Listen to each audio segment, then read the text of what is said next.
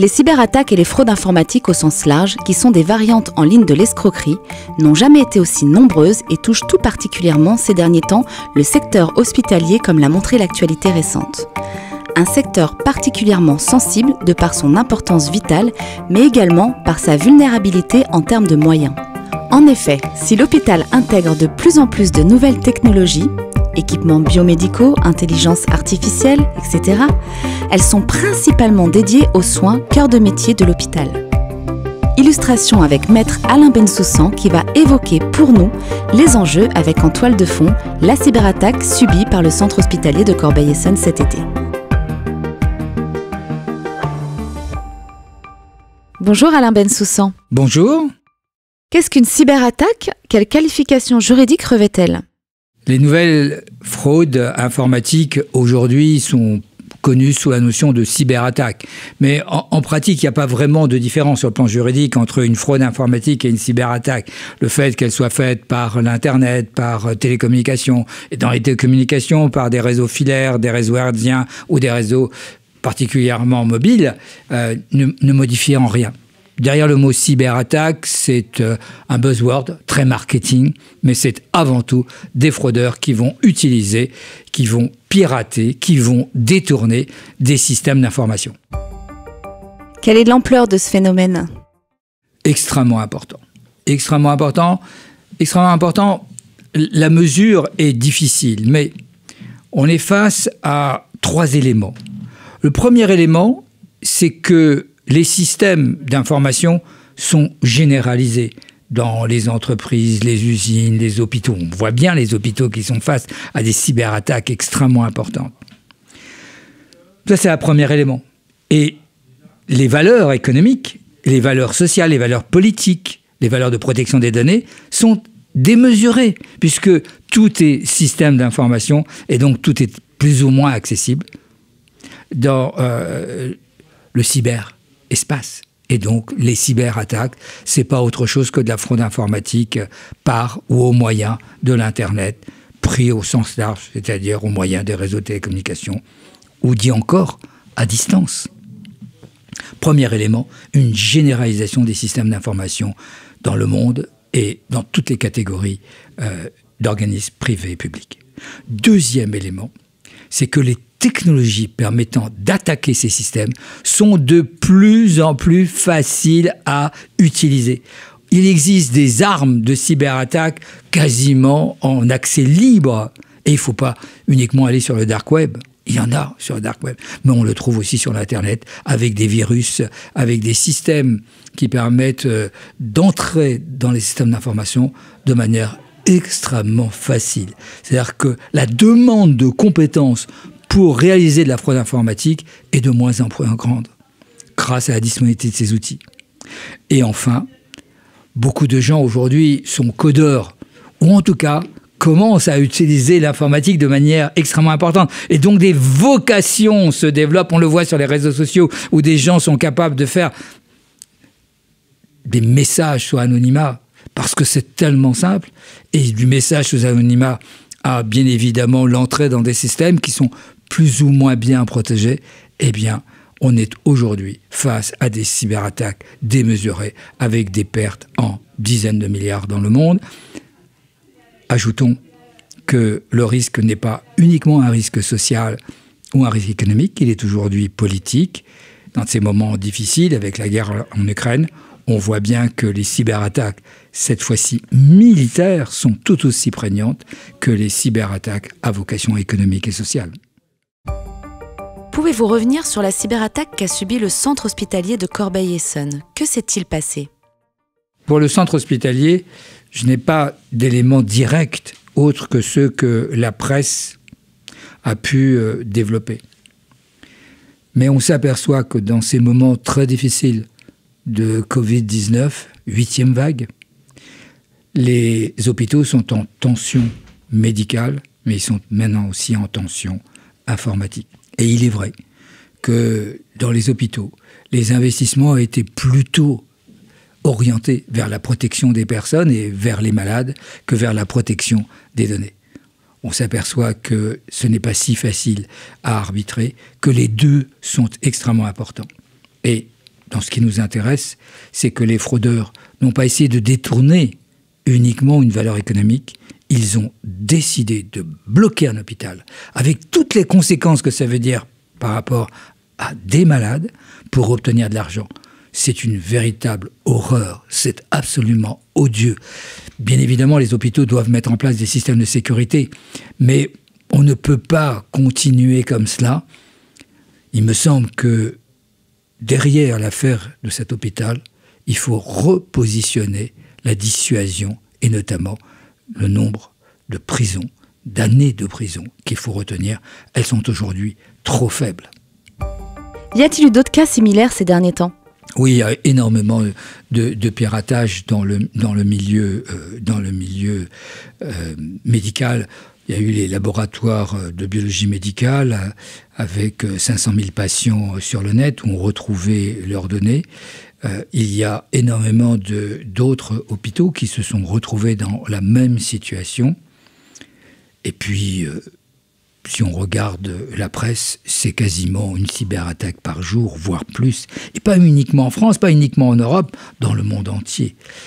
L'enjeu aujourd'hui de la protection des données, qu'elles soient à caractère personnel ou à caractère non personnel, est un élément déterminant de la sécurité, de la confiance, de la résilience dans les systèmes d'information. Face à ces attaques continuelles, il faut nécessairement donner une réponse pénale. Et cette réponse pénale, elle ne peut pas être uniquement sur la base de la loi Godefroy, qui a accompagné le développement de l'informatique, qui a pu endiguer les cyberattaques. Mais aujourd'hui, il faut repenser complètement le système pénal en matière de lutte contre les cyberattaques. Quelles sont les conséquences pour le centre hospitalier de Corbeil-Essonnes ?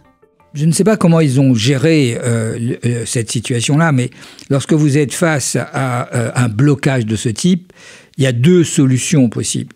La première, celle qui doit être mise en avant, c'est d'avoir des sauvegardes et de pouvoir repartir. Mais de repartir dans un délai qui reste raisonnable, parce que derrière, il y a des malades que l'on ne peut pas forcément transporter ou fermer l'hôpital le temps de remettre le système d'information en faisant passer effectivement les malades dans un autre hôpital. La tension autour du Covid-19, elle est beaucoup trop forte. Faut-il payer la rançon ? On aura l'occasion d'y revenir, d'en discuter. Mais si vous n'avez pas de sauvegarde, et si vous voulez continuer votre service, notamment vis-à-vis des malades, il ne vous reste plus que la situation de paiement. C'est en cela où s'attaquer à un hôpital, c'est une horreur. Et obtenir de l'argent en mettant en danger les personnes, c'est vraiment odieux. Quel est généralement le mode opératoire des cybercriminels ?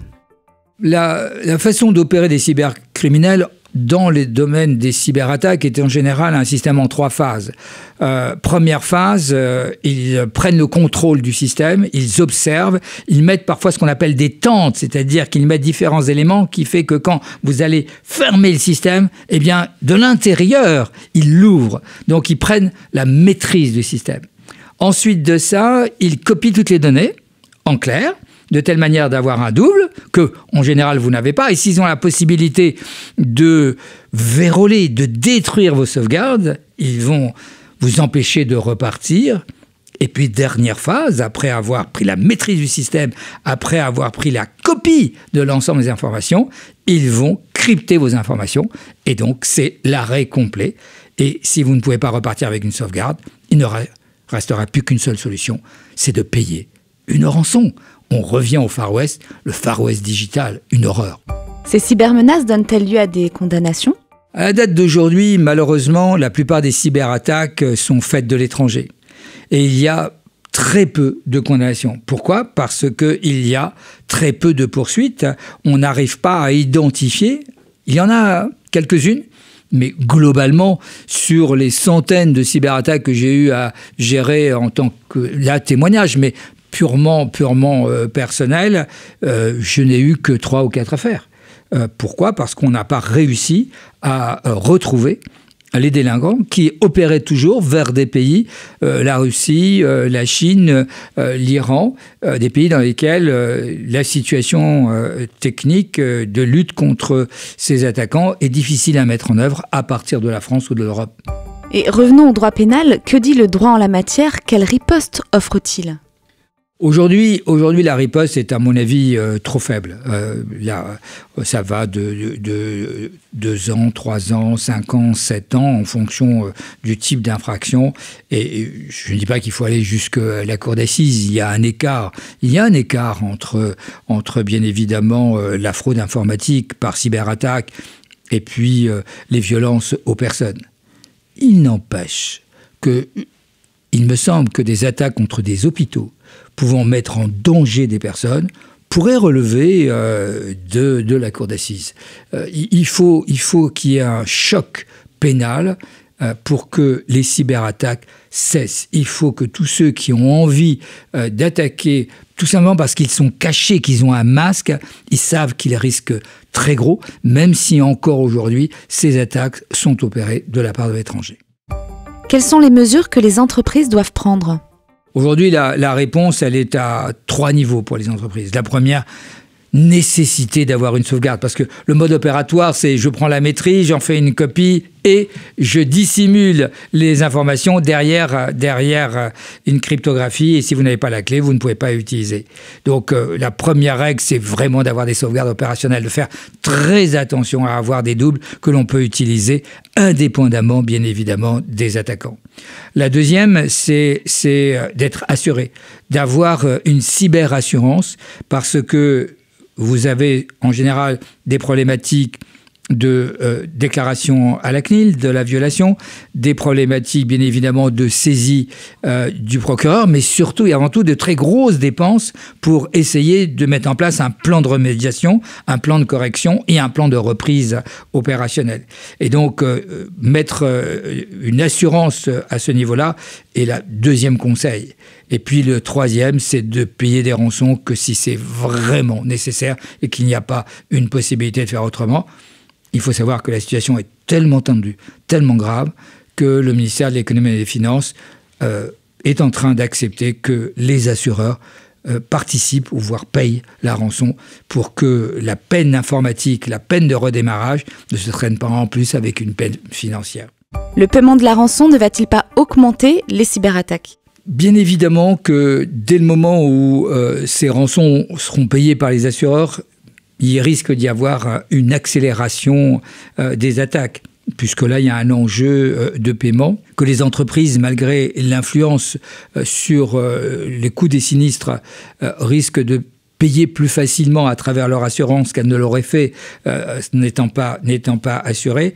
Mais la réponse, elle est double. Elle est à la fois en termes assurantiels, car c'est un risque grave que si l'entreprise a décidé de se protéger, c'est un sinistre a priori anormal, et le fait de le faire reporter sur l'assurance entraîne bien évidemment une solidarité dans ce domaine-là. L'accélération que le paiement, on l'a toujours dit, de la fraude et des cyberattaques du fait du paiement des rançons, la réponse, elle est pénale, par un niveau de sanction extrêmement élevé.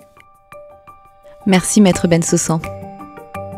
Arnaud Robic, Siemens, nous explique quels sont les impacts de ces cyberattaques et comment les prendre en compte. Bonjour Séverine. Bonjour Arnaud. Alors, les cybermenaces sont effectivement exponentielles. Aujourd'hui, elles sont menées par une palette d'acteurs, les cybercriminels, les activistes ou encore des organisations offensives étatiques. Les conséquences, clairement, concernent une multiplicité d'enjeux. Et alors, au-delà de l'aspect financier qu'on évoque beaucoup, les atteintes aux continuités de service et de sécurité portent atteinte durablement à la réputation des opérateurs victimes. Donc les impacts peuvent être diminués par des contre-mesures organisationnelles, logiques ou physiques sur l'ensemble des systèmes d'information qui sont installés. Toutes les parties prenantes doivent se sentir concernées. Ça, c'est un point extrêmement important. Utilisateurs finaux, gouvernance des opérateurs, leur direction des systèmes d'information, les RSSI, mais aussi les intégrateurs et les mainteneurs. Alors, les hackers aujourd'hui ciblent prioritairement les systèmes faiblement protégés. C'est pourquoi il est fondamental de considérer la sûreté numérique des systèmes d'information dès leur conception jusqu'à leur démantèlement, avec une vigilance constante durant l'exploitation, donc à travers du monitoring, à travers l'analyse de comportements anormaux, mais également le maintien en conditions de sécurité des installations. Le Security by Design est la marque de fabrique de Siemens dans la division sûreté, en tant qu'acteur de confiance dans la chaîne de sécurité. Merci Arnaud Robic.